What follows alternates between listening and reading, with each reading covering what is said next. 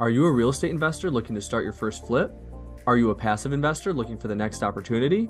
Regardless of your situation, our mission is to help everyone work towards their unique version of financial freedom.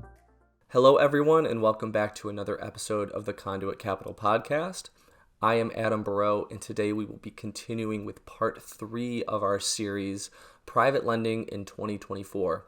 And today I'm going to talk about things that lenders may be looking for.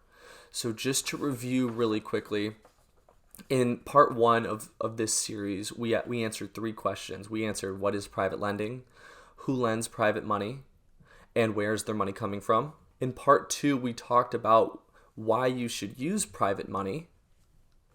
And in this episode, we are going to be looking at the things that lenders may look for when you start working with them and forming a business relationship. I identified 3 things that lenders may be looking for. And one thing you should know about private lending is that it's really up to the lender themselves what they require. There are many different hoops that you may have to jump through depending on the lenders that you work with. So it's important to at least have this information ready before you even start working with them. So some lenders may look into your credit and background. This is a pretty standard search. This is something that we do at Conduit Capital. And if you're pursuing private lending as an option for your real estate investing, it's important to make sure that you have a decent credit score and you have no red flags in your background. One thing that's important if you maybe don't have the best credit or maybe you have something in your background that can tend to raise some red flags is point those out immediately. It's always better for you to tell the lender yourself and potentially be able to justify or put into context the issues that may come up rather than the lender finding them themselves. This also shows honesty. Fortunately, I've had no issues with borrowers being dishonest when telling me about their credit and background check. There's only been one instance where a borrower has told me their credit score was one thing and it ended up coming back much lower.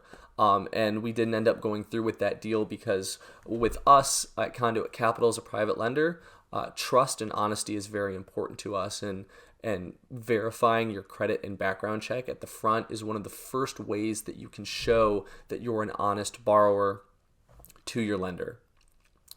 Some lenders may also collect bank statements. So in some cases, maybe where your credit is a little bit lower, a great option to still stand out to some private lenders is to show that you have a lot of liquid cash sitting in the bank. With Conduit Capital, we ask that our borrowers have 10 to 12 months worth of interest payments sitting in a bank account.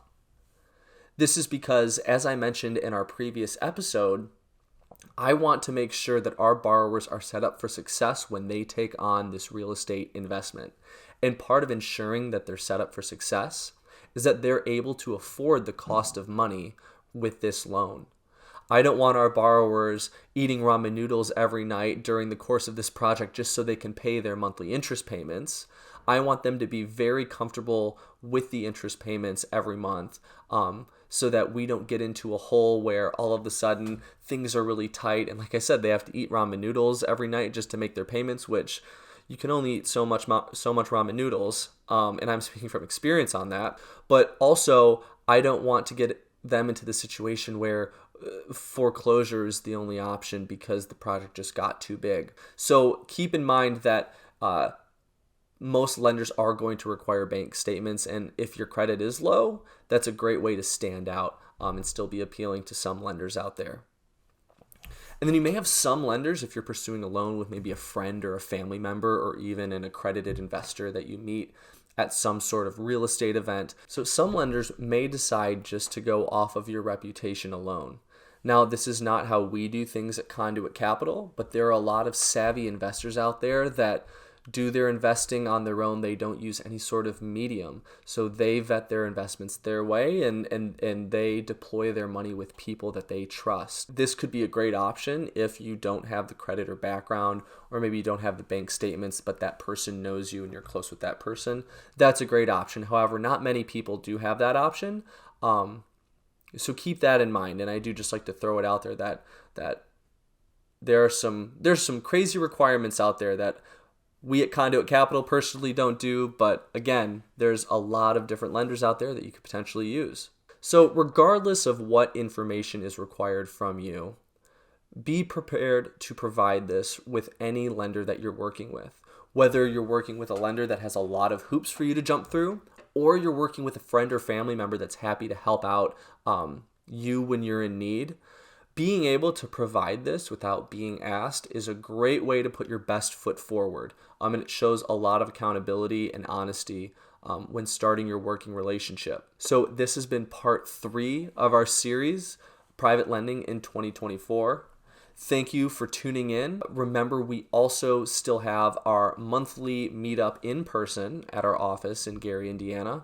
And we also have our monthly Zoom call, What's Going On in Real Estate, where we've expanded not only to talking to people about things going on in real estate, but people and things going on outside of real estate. It's a really great way to expand your network and expand your knowledge. Don't forget to like and subscribe to our channel, and feel free to leave a comment below if you had any questions about the things that we talked about today, or if you've run into any things that other lenders have required that we can talk about further in a future episode.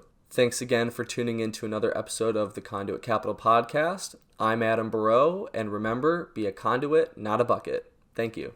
Thank you for tuning in to our podcast today. If you enjoyed this episode and would like to stay up to date with all of our latest content, please follow us on social media. You can find us on YouTube, TikTok, Facebook, and Instagram at Conduit Capital Podcast. We love hearing from our listeners, so feel free to send us a message, leave a comment, or share your thoughts with us.